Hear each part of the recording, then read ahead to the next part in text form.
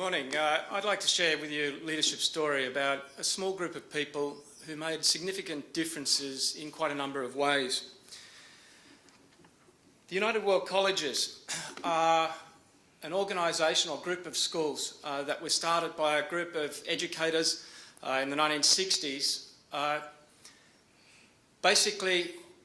they were led by Kurt Hahn, the indomitable educator who started Salem School in Germany, Gordonston in Scotland, the Round Square Schools, Outward Bound, and the Duke of Edinburgh Award, or the International Award as we know it in our schools. What they did was they brought together a group of officer cadets from countries that had been at war only a few years earlier. And when these young people came together, the national identities and barriers dropped away, and they just became young people who worked together for the greater good. So in 1962, they started Atlantic College, the first United World College, where they brought together young people from around the world to live and learn together, and then hopefully to return to the communities in which they live to make a difference. There are now 14 United World Colleges around the world, one of which is UWC-SEA, a member of ERCOS. In 2000, I was very privileged and honoured to be appointed as the director of Lester B. Pearson College of the Pacific, the United World College in Canada. It's located on the far west coast of Canada on Vancouver Island, and it has 200 students who come together from 90 different countries to live and learn together. They are doing the IB before going on to university. The selection criteria that I asked national committees to use in selecting these students were, one, that they were academically strong enough to deal with the rigour of the IB, but that was not the primary criteria. That they had international mindedness. And thirdly, that they had a passion for and a commitment to community service. Pearson was different from many of the other colleges in that it's a full scholarship college. That is, you cannot pay to attend. It also meant that we brought together a whole range of people, young people, who were committed to change, and they wanted to change the world yesterday. So a big part of my role was really keeping the lid on the pot of social activism. I remember in my first year there, our students, bright and universities, came from around the world to try and seek them, to get them into their universities. The university admissions official from Harvard walks in and said, "Show me where your Chinese and your Hungarian students are." They wanted them for their maths and their physics programs. I shook my head a little bit at that one, but that's what they wanted. In 2000, we had the 25th anniversary of Pearson College, and we also had the UWC Congress in Vancouver Island. So we brought together all the members of the community, much in the way we have here. And that started discussions within our own community amongst our students about how were we at Pearson College living the UWC vision. Now, core to that vision is how service changes the lives of young people. And our students started beating themselves up a bit and saying, we're not really doing service that well. We never really logged CAS hours because we were always doing double the number required. But they felt that there was something missing. What was happening is we were putting students onto a bus, we go off, we do service, we come back on the bus, you switch that lever on and off. What they wanted was longer, more meaningful service opportunities. That started the process of discussions and development over the next year of the third year option. This was a program where groups of 4 or 5 students went out and lived by themselves in remote communities around the world. In the first iteration of this, we had projects in northern Canada, Uganda, Ecuador and Costa Rica. They had contact with the college, obviously, and staff regularly went to visit them, but they were living together and working in these communities. The projects were always based around education, usually in the school, in the community in which they were located. The first year we did this, we had 6 months in one project and 6 months in another. We just thought it was too long. So you can imagine the culture shock that a young person has. 6 months in orphanage in Uganda, and then in January we send them up to northern Canada to freezing winter and an endless night. At the end of the year, they said they wanted a full year in one project where they could develop stronger relationships. We went on to develop projects in India, Thailand, Bolivia, Ethiopia and Guatemala, amongst others. Each project was quite different. In Uganda, they were working and living in an AIDS orphanage in Kampala and then going and doing a number of other projects around the country as well. In northern Canada, they were working with marginalised youth in remote Indigenous communities. In Ecuador, they were living up in the Andes with the Chicwa Indigenous people. They were located in a school in the valley, but the school also had an annex up at 5,000 feet. Now, the students from Pearson College had raised funds to build that school. Some of them went to physically build the school, and then the third year option students were working as teaching assistants in that school and down in the valley.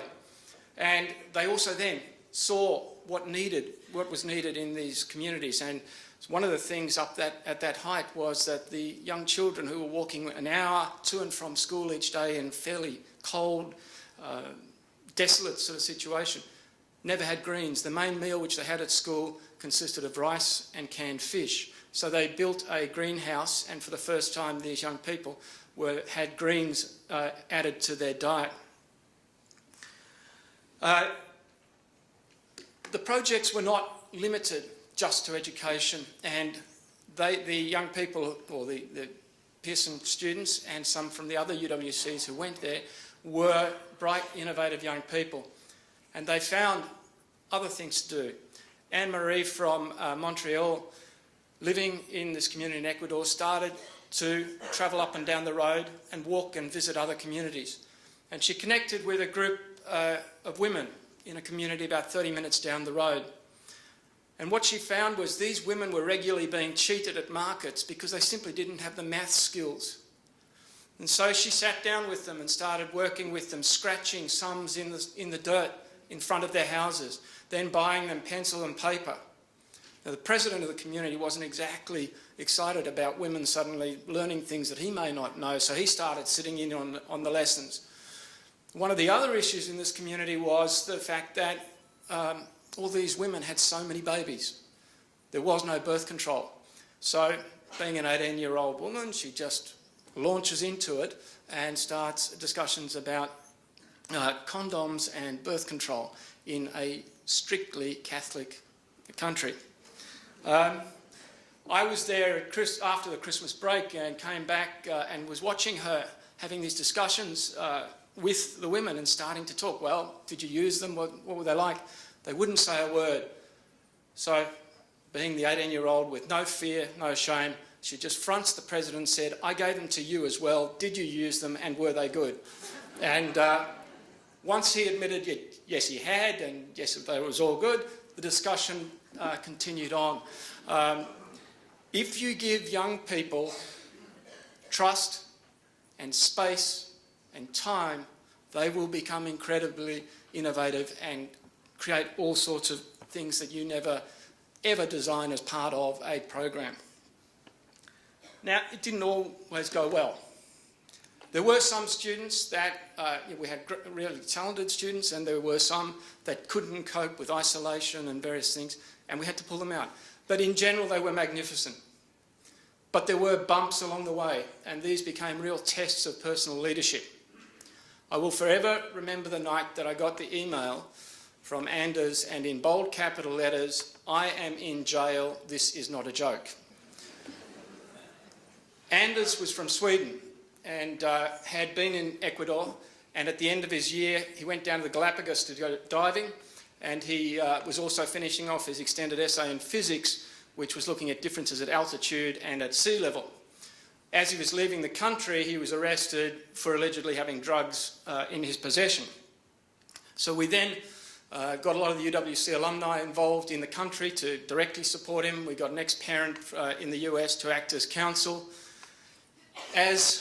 When his parents' funds started to run out, the college then took over and made sure that we were paying the people that needed to be paid to get the result you need in a country like that. Unfortunately, the matter was referred to the mainland courts.